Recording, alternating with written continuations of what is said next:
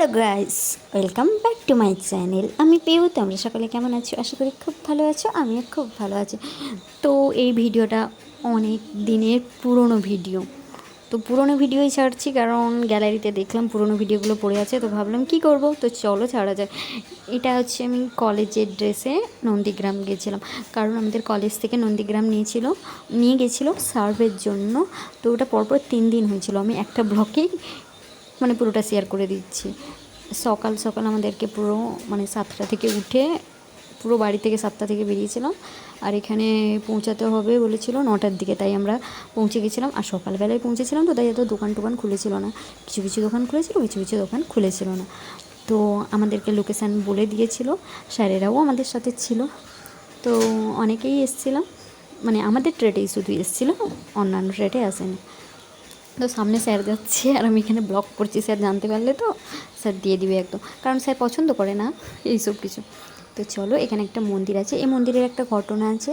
শুনলাম নাকি এই মন্দিরটা 1 বছর অন্তর বাড়ি এরকম কিছু একটা শুনেছিলাম। অনেক দিন আগে শুনেছিলাম, তো তাই আর মনে নেই। এরকম কিছু হবে। দেখো, আমরা এখন এখানে রেস্টের জন্য বসে গেছি, কারণ ভেতরে কথা চলছে। ভেতরে একটা রুম নিব, তো আমরা রুম নিব না, স্যার রুম দিবে আমাদেরকে, যাতে ব্যাগ ট্যাগ থাকা যায়। কেউ কেউ যদি থাকতে চায় তো থাকবে, আর কেউ কেউ না থাকতে চায় তো থাকবে না। আর আমরা দুজন নিয়েছিলাম, তো তাই আমরা থাকবো না, আমরা বাইরে চলে আসবো। কিন্তু সব ছেলেরা থাকবে।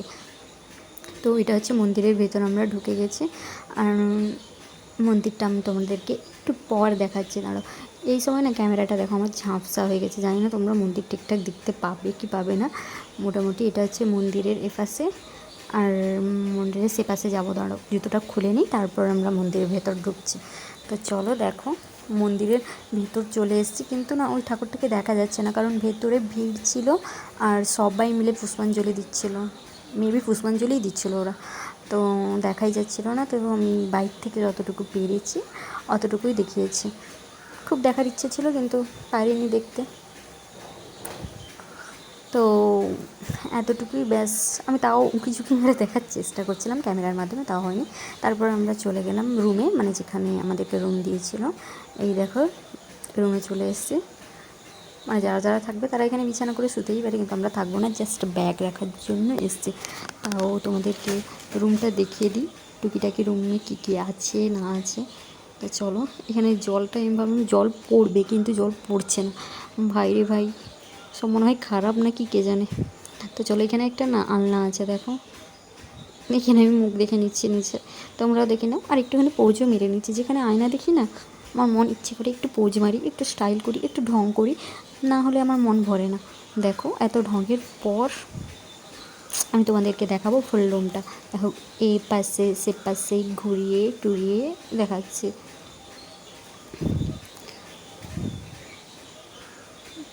আর এই হচ্ছে আমি, পুরো অবস্থা খারাপ, কারণ সকাল থেকে আমি উঠি না, এত সকাল সকাল কোনো দিনও আমি উঠি না। আমার উঠি 8:30 9টার দিকে, কিন্তু আমার আজকে পুরো সকাল সকাল বেরিয়ে আসতে হয়েছে। আর এখানে দেখো সবাই মিলে গল্প করছে একটা রুমের মধ্যে, আর আমি এদের ছোটো করে একটা ক্লিপ নিয়েছি। আর এখানে এক জায়গায় ব্যাগ রাখা হচ্ছে, তারপর আমরা বেরিয়ে পড়বো আমাদের উদ্দেশ্যে।